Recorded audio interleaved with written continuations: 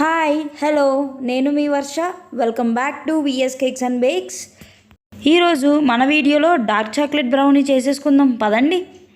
మన బ్రౌనీకి కావాల్సిన ingredients: 75 grams unsalted butter, dark chocolate 100 grams, baking powder half teaspoon, cocoa powder 18 grams, milk 2 tablespoon, sugar 2/3 cup, curd 70 grams, maida 90 grams and vanilla essence half tea spoon.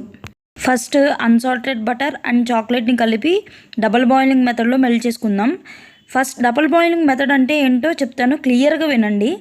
ఒక బౌల్లో water తీసుకుని ఆ water నుంచి వచ్చే ఆవిరితో మనం బటర్ అండ్ చాక్లెట్ని మెల్ట్ చేసుకోవాలన్నమాట. గుర్తుపెట్టుకోండి, పైన పెట్టుకునే బౌల్ ఎప్పుడు వాటర్లో మాత్రం సింక్ అవ్వకూడదు.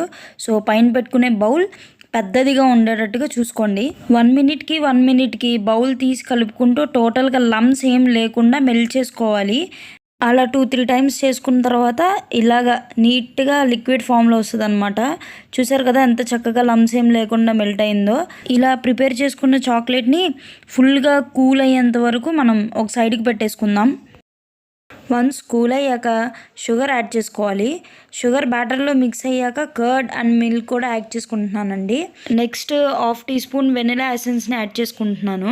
లాస్ట్ బట్ నాట్ లీస్ట్ ఫైనల్గా మన డ్రై ఇంగ్రీడియంట్స్ని యాడ్ చేసుకోవాలి. డ్రై ఇంగ్రీడియంట్స్ అంటే cocoa powder, maida and baking soda అనమాట. ఈ మూడింటిని నేను ఆల్రెడీ జల్లించుకుంచుకున్నానండి. సో ఈ మూడింటిని 3 partsగా డివైడ్ చేసుకొని మిక్స్ చేసుకుంటున్నాను. వీడియోలో చూసినట్టుగా మిక్స్ చేసుకోవాలి. అంతే అండి.